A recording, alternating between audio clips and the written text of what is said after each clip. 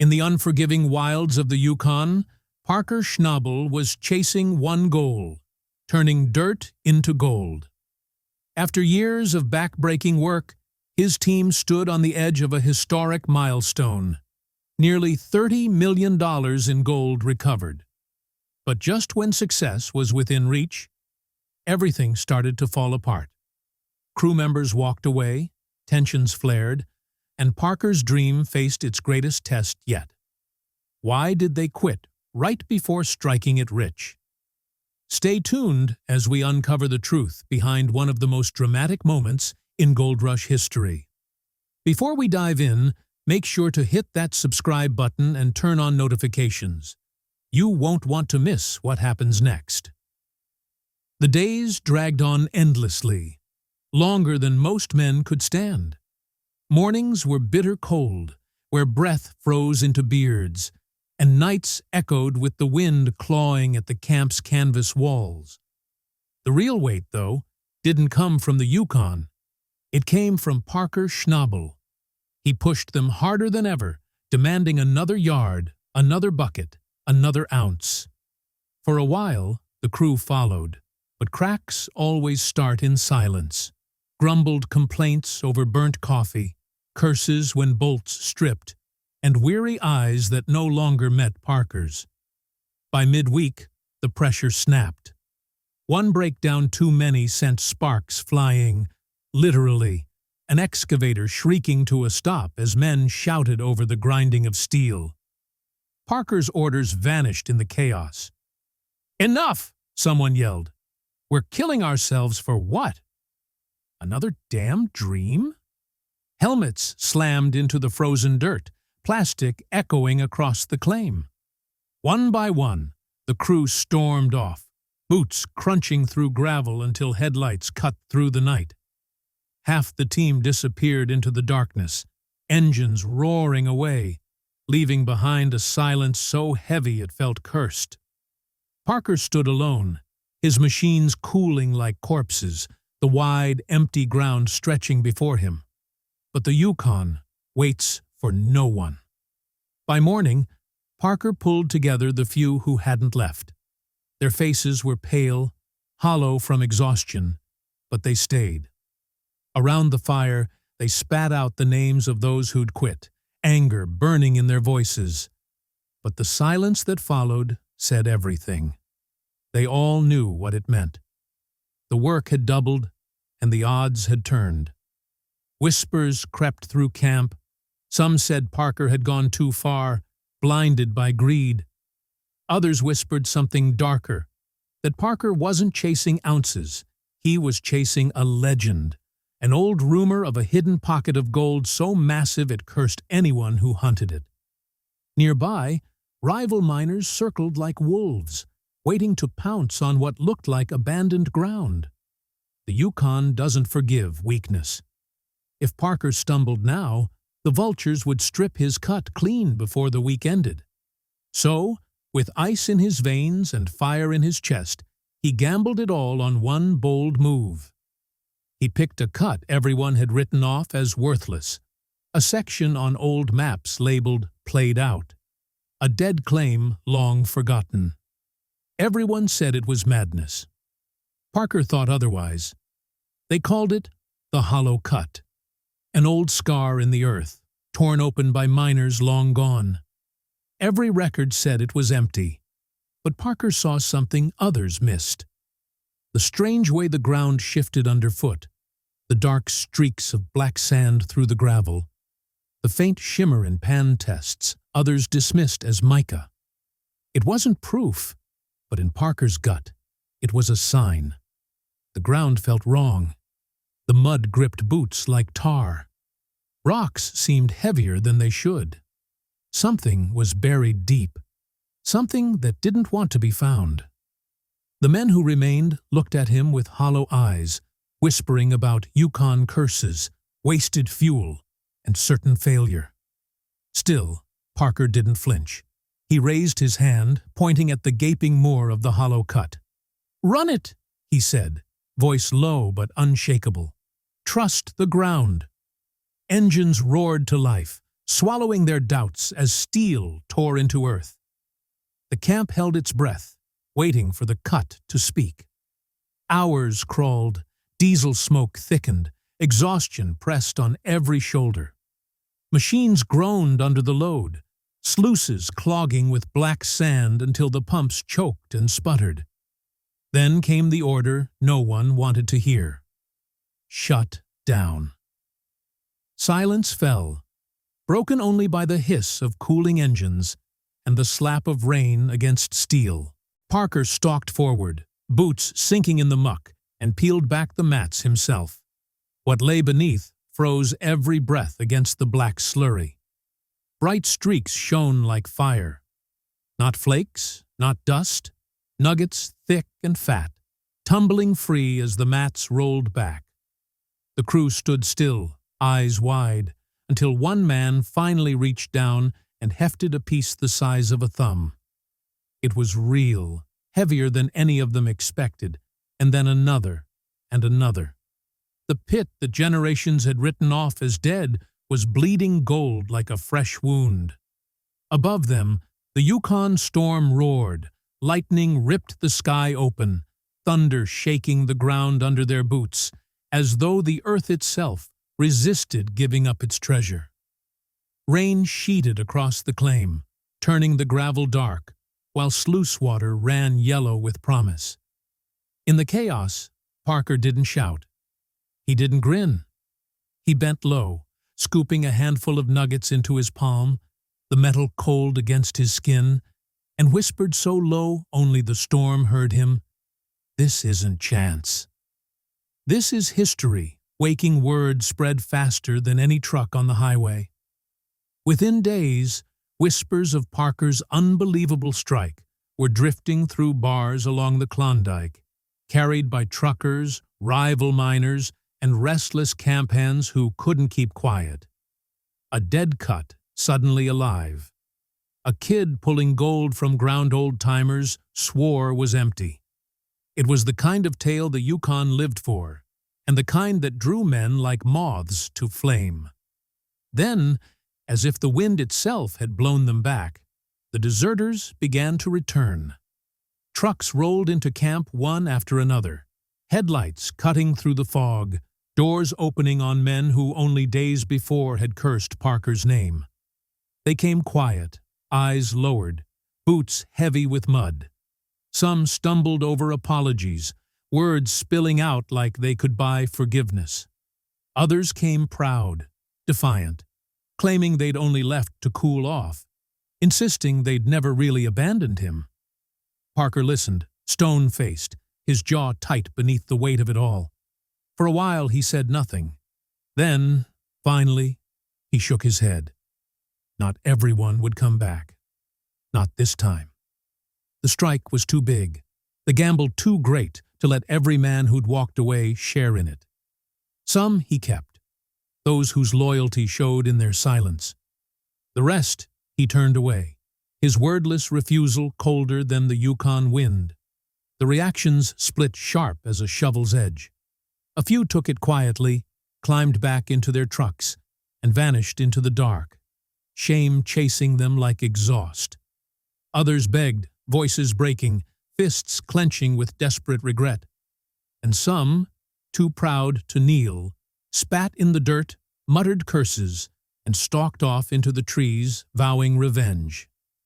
When the sun rose over camp, Parker's world stood divided. Inside the walls, those building a legend. Outside, those burning with envy. But inside, the legend grew. Each cleanout revealed the kind of gold miners only dream about. Trays bent under the weight of nuggets so heavy, two men strained to lift them. The sluice boxes ran like arteries of light, pumping gold thicker and brighter than any claim in memory. Parker kept his crew focused, refusing to let euphoria slip into chaos. They worked non-stop, each run a test of endurance, each cleanout another shock. Finally, unwilling to trust only his eyes, Parker brought in the experts. Seasoned assayers hunched over the glittering piles, measuring, testing, weighing. Their verdict silenced the camp. The purity was unlike anything seen in decades, raw, untouched, impossibly clean. This wasn't just a vein trickling through gravel. It was something deeper, something sealed away. Parker stood before a mountain of treasure, watching numbers climb into the tens of millions. Gold poured out as if the earth itself had finally surrendered a secret it was never meant to share. He should have felt triumph. He should have smiled, but unease crept through the camp instead. "This isn't mining," one old-timer whispered, voice shaking with fear and awe. "This is uncovering something buried for a reason." The jackpot had awakened, and with it, the Yukon's oldest curse. And curses never rest for long. The storms had barely passed when trouble hit like a flood. Rivals caught wind of the strike. $30 million in gold was too loud to hide. They didn't show up with shovels this time, but with papers, surveyors staking borders, lawyers waving claims, trucks idling at the edge of camp. The skeleton crew that had nearly fallen apart now found themselves surrounded. Their mine was no longer a dig site. It was a fortress under siege. It didn't take long for shadows to slip into the work itself. Hoses left coiled tight one night were found sliced open by morning, bleeding water into the mud. Fuel drums mysteriously drained dry, leaving machines silent at dawn. Tires that had held all season now tore apart in jagged wounds, as if cut under cover of darkness. Some blamed rival crews. Others, more fearful, whispered about something ancient, something buried with that gold, never meant to see daylight again. But Parker didn't believe in curses. He believed in eyes watching from the trees. The buzzing proved it. Drones hovered in the Yukon sky, red lights blinking like predators tracking prey. Someone was watching, every cleanup, every tray heavy with impossible weight. When word spread, 30 million in gold from one crew, the Yukon itself seemed to hold its breath, the whole territory watching as history tilted toward Parker. So he fortified. Nightfall stopped, meaning rest. Trucks were lined up with headlights blazing into the darkness, beams sweeping like sentries. Crews rotated in shifts, armed only with flashlights, radios, and the raw determination that bound them to Parker's command. The pit turned into a battlefield disguised as a mine. The slick walls their trenches, the storm above their only shield. Thunder cracked overhead, rain tore sideways, and floods rose high enough to swallow the cut. It was as if the land itself rejected what they unearthed, shaking and clawing to reclaim its buried secret. Still, they dug. And still, the gold came, thick, stubborn, endless. Sluice mats jammed from sheer weight, cleanups pushed men to exhaustion, trays bending in their grip.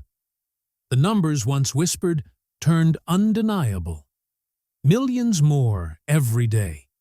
The jackpots swelling like something alive, something that refused to stop breathing. But with each ounce, the strain grew sharper. Men swore they heard voices in the wind, low, rough warnings to stop, to cover the earth again. A few crossed themselves before running the wash plant. Others fell silent entirely, eyes flicking toward shadows as if waiting for whispers that didn't exist. Then came the ones Parker had turned away, the deserters. Shamed once, they returned not humble, but full of venom, carrying their bitterness like blades. They haunted bars and truck stops, spreading poison through rumors meant to rot Parker's name from the inside out. They called him reckless, cursed, accused him of stealing from land that should have been left untouched. Locals started to wonder if Parker's claim was gold or a grave. The whispers cut deeper than any knife through tire rubber. Inside camp, the loyal few worked themselves raw to prove the stories wrong. They pushed past exhaustion, grinding through double shifts with cracked hands and mud-caked faces, driven not by pay, but by the fever of being part of something no Yukon miner had ever seen. Parker chose carefully from those begging to return, letting only a few back in. He trusted instinct alone, who met his eyes, who didn't flinch, who carried no tremor of betrayal in their voice. But those still shut out didn't fade quietly.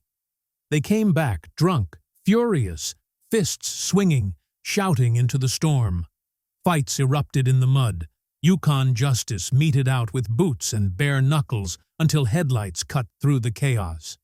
Men stumbled away into the dark, spitting curses into the rain, vowing that Parker Schnabel's luck would soon run dry. And through it all, Parker stood unshaken, eyes fixed deeper into the pit than ever before. Even after millions had poured from the sluices, he knew it wasn't over. The jackpot wasn't a vein, wasn't luck.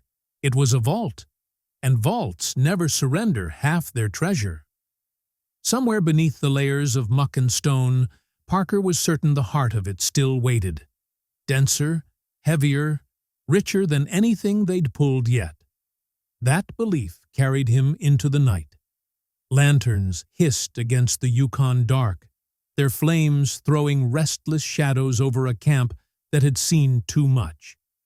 The crew gathered tight, boots sinking into churned mud, eyes locked on the mountain of blackened trays stacked high in the center. Each tray overflowed with raw gold, thick, wet, clinging to steel like it refused to be counted. No one spoke when Parker stepped forward, jaw set, hands steady. The scales stood waiting, old, dented, but true. The first pour landed like thunder. Gold slid out in a heavy rush, clattering against metal, the needle jerking forward before settling into place. 1,000,000. The second tray followed. Then the third. Suddenly, the numbers jumped too fast to track. 10,000,000. 15. The air in camp thinned, every man holding his breath, hearts pounding in rhythm with the trembling scale. Sweat streaked through mud-caked faces. Men who had stared at gravel for months now, watching history form in front of them. One shimmering pile at a time. By 20,000,000, the whispers began to ripple. Quiet disbelief spreading like fire through dry brush. "No way," someone muttered. "It's still climbing," another breathed. Each tray poured heavier than the last, each thud of gold on steel shaking them deeper into awe.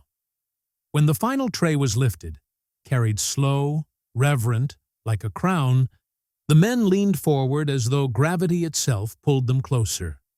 The gold flowed out thick and deliberate, and the scales groaned under the weight. The needle steadied, trembling, then froze. Silence swallowed the night. Over 30,000,000. For a long moment, no one moved. No one even breathed. Then the camp exploded. Shouts, laughter, fists thrown skyward. Men dropped to their knees in the mud, some laughing until tears streaked through the grime on their faces. Others grabbed each other, howling like wolves in the cold night air. But Parker didn't move. He stood still, his shadow stretching long across the flickering lantern light. When he finally spoke, his voice cut through the chaos, low, even, sharp. It almost broke us before it gave in. The words hit harder than any cheer, heavy with truth. And as silence returned, every man there knew it wasn't just talk. The cut had nearly destroyed them, before it finally gave up its heart. Beyond them, bigger predators stirred. Governments drafted letters heavy with warnings, taxes, permits, obligations. Corporations circled overhead like hawks, already calculating what they could claim, what they could buy, what they could take. Offers poured in with more zeros than any miner could count. Promises of safety, partnership, infrastructure. But Parker saw through it all. This wasn't about money anymore. It was about something older, something carved deep into his bones since the first day he'd stepped onto dirt with a pan and a dream. This was destiny, and destiny, he knew, never came without a cost. The land itself rose to remind him. Within days of the jackpot tally, storms ripped across the Yukon, wind howling through camp, floods tearing apart supply lines, machinery sinking into mud. A dozer slid into the pit, nearly dragging 2 men down with it. A steel cable snapped loose, whipping through the air with lethal force. Each disaster felt less like bad luck and more like the earth trying to reclaim what had been stolen. Whispers crept through camp once more. The ground wants it back. Rivals fanned the flames, their voices echoing through bars and backroads. They called Parker cursed, his gold poisoned by greed and betrayal. "No man pulls that much without blood tied to it," one said. The rumor spread as fast as the legend itself, and soon Parker's camp wasn't just famous. It was feared. He stood at the heart of it all, surrounded by a mountain of gold glowing dull beneath stormlight. Enemies closed in from the outside, danger brewed from within, and still the jackpot gleamed, silent, heavy, unyielding as judgment. Parker stared at it, face streaked with mud, exhaustion flickering behind his eyes. When he spoke, it wasn't to his crew or the storm, but to the weight itself. "This isn't the end," he murmured. "It's only the beginning." The words drifted into the wind, swallowed by thunder. Because for Parker Schnabel, the gold wasn't a finish line. It was a door. And beyond it, the Yukon waited, teeth bared. Thanks for watching the video. For more like this, make sure to subscribe to the channel.